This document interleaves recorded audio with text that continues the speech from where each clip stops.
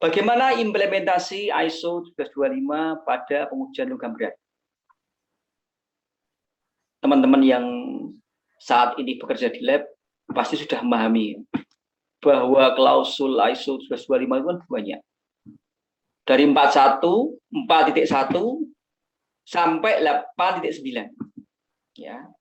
Dari ketidakberpihakan sampai ke kaji ulang manajemen. Hari ini saya hanya membahas bagian saja. Tidak semua klausul saya bahas. Saya hanya membahas terkait dengan klausul-klausul teknis saja. Yang memang itu perlu. Ya, diperlukan untuk pengujian logam berat. Dan ini langsung terkait dengan akreditasi. Ya. Apa klausul itu ya? Yang pertama 6.2. Ini penting nih. Ya. Pemilihan, validasi, dan verifikasi metode. Ya.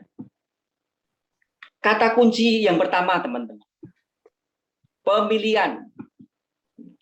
Pak, saya itu mau melakukan pengujian logam berat. Untuk pemilihan metodenya bagaimana? Ya. Sedapat mungkin ya, teman-teman. Ketika kita mau mengimplementasikan pengujian logam berat, kita pilih metode yang baku. Ya. Ada banyak itu. Ini contohnya nih. Bentar ya. Biar lewati ya. Nah, ini. Ya. Teman-teman pastikan dulu nih. Pak, sampel saya itu biskuit, Pak. Ada itu di SNI kayak gini nih. Ada di SNI nomor 2973 2018. Itu biskuit. Pak, sampel saya itu produk udang beku. Pengujiannya bagaimana? Pakai SNI 2354.5 2011 ya. Untuk timbal sama kadmium dan 2354.6 untuk merkuri. Ya. Jadi cek dulu teman-teman. Cek dulu sampel saya itu apa. Lalu kita cari di SNI. Ya. Setahu saya itu hampir semua pengujian logam berat itu ada di SNI. Ya. Jadi silakan. Di SNI pun kita juga nyarinya harus ini ya, harus pintar nyarinya. Karena SNI pengujian logam berat itu dia bisa muncul di SNI pengujian atau di SNI produk. Ya. Jadi misalkan contoh ya, produk biskuit. Cara melakukan pengujian logam beratnya bagaimana? Itu ada di SNI produk itu. Saya sudah buka. Saya mau melakukan pengujian logam berat untuk produk minyak goreng sawit ya, yang sekarang baru rame ini. Itu ada di SNI produk. Ya. Tapi ada juga beberapa pengujian itu yang nggak ada produknya, contoh limbah itu. Nah, itu di SNI pengujian itu. 6989.8 2009. Itu pengujian timbal pada air dan air limbah. Ya. Jadi itu teman-teman ya. Terkait dengan 6.2 itu nomor 1 dipilih dulu. Ya, pilihlah sampel-sampel sesuai dengan SNI-nya. Ya. Jangan kita ngambil SNI yang tidak sesuai dengan sampel kita. Lalu kalau kita sudah melakukan pemilihan, jangan lupa di verifikasi, teman-teman. Ya. Jadi kalau kita itu ikut satu metode, itu diverifikasi. Nah ini, ya, di mana fungsi dari verifikasi ini untuk membuktikan lab kita itu mampu atau tidak ketika mengimplementasikan suatu metode baku. Tapi kalau teman-teman itu nggak mau menggunakan SNI, nggak mau menggunakan AOAC, nggak mau menggunakan ASTM, intinya tidak mau menggunakan metode baku, itu harus divalidasi. Ya. Untuk validasi saya sangat tidak menyarankan, karena lebih ribet daripada verifikasi. Saran saya cukup verifikasi saja. Ya. Nah ini kalau kita lihat di standar ISO 14025 bilangnya begini. Yang nomor 1, pastikan kita menggunakan metode yang terkini. Ya. Yang kedua, kalau kita sudah menggunakan metode terkini dan metodenya itu baku, harus diverifikasi. Tapi kalau kita menggunakan metode yang non baku, non standar, atau metode yang kita modifikasi, harus divalidasi. Ya. Ini definisi verifikasi, teman-teman. Jadi kalau teman-teman itu sudah menggunakan suatu metode standar, itu paling enak. Karena metode itu pasti betul. Karena saya beberapa kali ikut merapat Komtek ya, ketika penyusunan SNI. Buat SNI itu susahnya minta ampun. Itu debatnya panjang, itu berjam-jam. Ya. Jadi jangan sampai kita punya keraguan bahwa SNI itu salah. Kalaupun salah kecil, teman-teman. Kesalahannya kecil. Pasti betul. Cuma pertanyaannya, kita mampu nggak mengimplementasikan metode itu? Nah, itu jawabannya di verifikasi. Ya, proses pembuktian. Lab kita itu mampu. Ya. Ini ya, kalau yang hari ini masih bingung kan, Pak, saya punya sampel A, saya nguji logam beratnya pakai metode apa ya?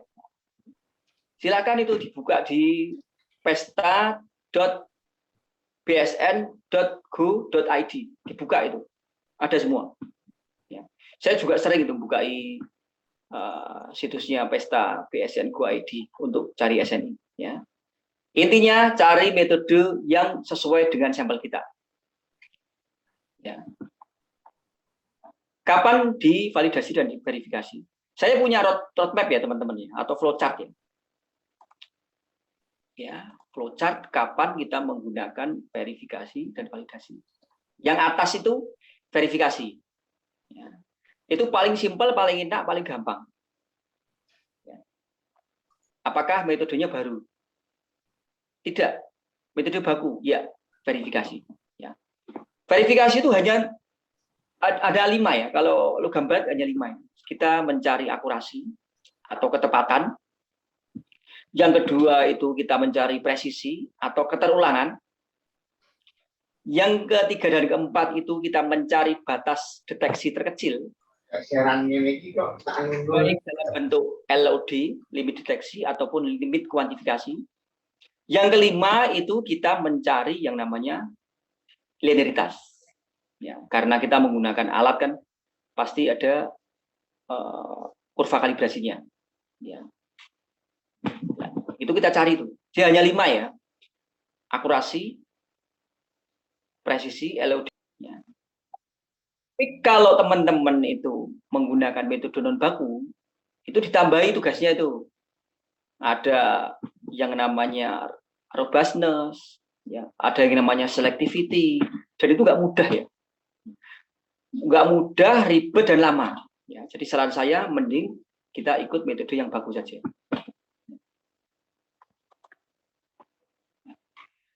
Untuk pengujian logam berat teman-teman ya, kira-kira ya, ini saya ngambil dari SNI punya saya ya, SNI 2354 ya. Sebenarnya caranya simpel ya. Yang pertama itu kita timbang sampel. Kebetulan kita nimbangnya 2 gram. Lalu setelah kita nimbang sampel, kita tuh punya 2 pilihan itu. Mau destruksi kering atau destruksi basah. Ya. Kalau destruksi kering itu dia di furnace dulu teman-teman. Kembali lagi ya, kita tahu kan bahwa sampel itu logam berat itu tidak boleh dalam keadaan yang padat, harus dibuat dalam keadaan liquid atau larutan. Makanya kita bikin diabukan dulu ya dalam furnace. Lalu dari furnace nanti diasamkan. Ya. Kalau di tempat kita ditambah NO3, tambah HCl. Ya. Intinya diasamkan agar abunya itu larut ya. Abunya larut nanti bisa menjadi dalam keadaan liquid atau larutan. Cuma ada kelemahannya ya. Kalau teman-teman menggunakan model yang destruksi kering, kelemahannya itu gini teman-teman. Ini pengalaman kita ya. ketika saat pengabuan, ketika sudah selesai, kemudian kita ambil, kita taruh ke hot plate, ya, kan ditambah larutan asam itu. Ya. Ini kalau kita nggak hati-hati menambah larutan asamnya, ini kemungkinan debu yang terbang itu banyak. Ya. Dan pengalaman kita di lab kita, kalau kita menggunakan model yang diekstrusi kering, itu recovery-nya itu agak susah ya, mencapai 90% ya. Karena banyak pengganggunya ya. Ya, banyak pengganggunya, salah satunya ya dari abu yang berterbangan ini. Ya. Kalau teman-teman kepengen hasil pengujiannya bagus ya, pakai cara yang kedua, pakai destruksi basah. Ya, karena dia modelnya tertutup dan menggunakan microwave digester. Tapi ini mahal harganya. Ya, ini pilihan ya teman-teman ya. Nanti kalau bincang-bincang sama pimpinan labnya, diberi solusi itu. Bu, kalau kita melakukan pengujian logam berat, kalau menggunakan destruksi kering, kendalanya seperti ini. Ya. Dan lama kalau destruksi kering itu. Lama banget. Ya. Karena kita mengabukan aja sudah berapa jam. Tapi kalau destruksi basah, itu kelebihannya satu. Recovery-nya tinggi. Bisa 95% ke atas lah pasti. Ya. Yang kedua cepat. Ya. Coba bayangkan teman-teman. Saya nimbang, setelah nimbang saya tambahkan HNO3, tambah 2O2. Saya destruksi. 1 jam selesai itu. Paling nunggu ya sampai agar tidak terlalu panas. Nanti saya injek di AS. 2 jam selesai itu. Ya. Jadi dari kita terima sampel sampai jadi hasil pengujian, kalau kita menggunakan model destruksi basah, itu 2 jam selesai. Tapi kalau yang model destruksi kering lama, karena proses pengabuannya kan butuh waktu juga ya, sehari. Ya. Nah ini teman-teman, jadi yang kita baca di AS itu dalam keadaan larutan seperti ini. Dimasukkan ke vial 50 mili, ya, baru dibaca di AS. Jadi nggak bisa dalam keadaan padatan itu dibaca di AS, nggak bisa. Harus dalam keadaan larutan. Ya. Ini prinsip kerja dari AS, teman. Yang pertama, kita harus bikin larutan kerja dulu. Contoh nih, saya mau melakukan pengujian timbal. Nomor 1, saya bikin dulu larutan standar ya, minimal 5 titik itu.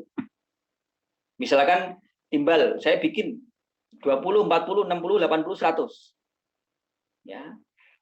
Kalau saya sudah bikin larutan kerja 5 titik, lalu saya baca di AS.